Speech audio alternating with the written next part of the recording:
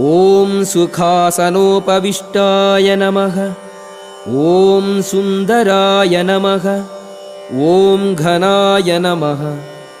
ॐ घनरूपाय नमः। ॐ घनाभरणधारिणे नमः। ॐ घनसारविलेपाय नमः। ॐ खद्योताय नमः।